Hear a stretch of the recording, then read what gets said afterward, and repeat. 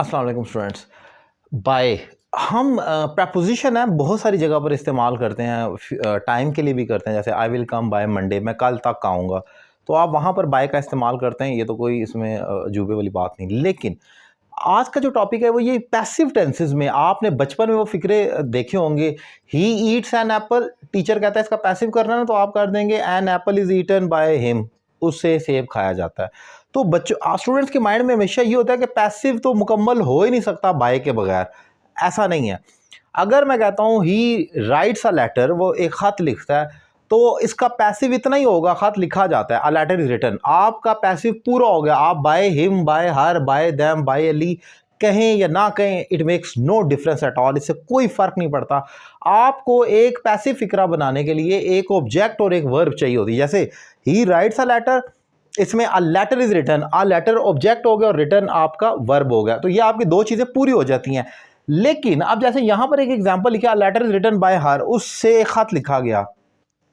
बाज़ दफ़ा ट्रांसलेशन में या हमें इंग्लिश लिखते वक्त खुद से हम जब लिख रहे होते हैं, हम बताना नहीं चाहते कि ये एक्ट उसने खुद किया, उससे खत लिखा गया, मतलब कि उसकी तरफ से लिखा गया। अब एक अथॉरिटी है, एक ऑफिस है, एक ऑफिस की तरफ से खत लिखा गया, तो जब आपको वो मेंशन कर दिया जाता है की तरफ से कहना हो, तब आप बाय लगाएंगे। जैसे a letter was written by her, उसकी तरफ से खत इशू किया गया या लिखा गया, तो उस सूरत हाल में आप लिखेंगे। एक और example, it was said by the government, government की तरफ से ये कहा गया।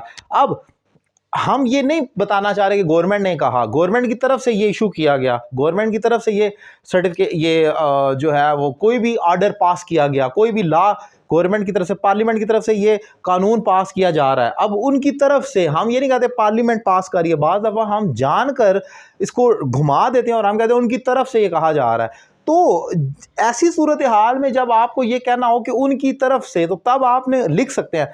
अदरवाइज आप अगर इसको सिर्फ इतना लिख, इट वाज सेड, ये आपका पैसिव जो है वो सिर्फ ये गिना जाएगा। इट वाज सेड, ये आपका ऑब्जेक्ट है, ये आपका वर्ब है, दैट्स ऑल। लेकिन ये क्योंकि सिचुएशन की रिक्वायरमेंट ऐसी है कि हमने मेंशन करना है उनकी तरफ से, तो हम इनडायरेक्ट ऑब्जेक्ट को ऐड कर लेंगे। अदरवाइज याद रखें, पैसिव फिक्रा बनाने के लिए आपको सिर्फ दो चीज़ों की रिक्वायरमेंट होती है, एक ऑब्जेक्ट और एक वर्ब। ये दो चीज़ें पूरी होगी, पैसिव मुकम्मल हो गया है। इसके बाद जो आप एडिशन कर रहे हैं वो आप अकॉर्डिंग टू योर रिक्वायरमेंट कर रहे हैं, करें ना करें, फिक्रा गलत नहीं हो सकता। जैसे it was said by the government on 5th of March in Lahore. अब मैं वैसे ही फ्रेजेस, टाइम की, प्लेस की बढ़ाता जाऊं, बढ़ाते रहें, उससे कोई फर्क तो नहीं पड़ता। मेरा पैसिव तो यहां तक पूरा हो गया, ये ऑब्जेक्ट और ये वर्ब, दैट्स ऑल।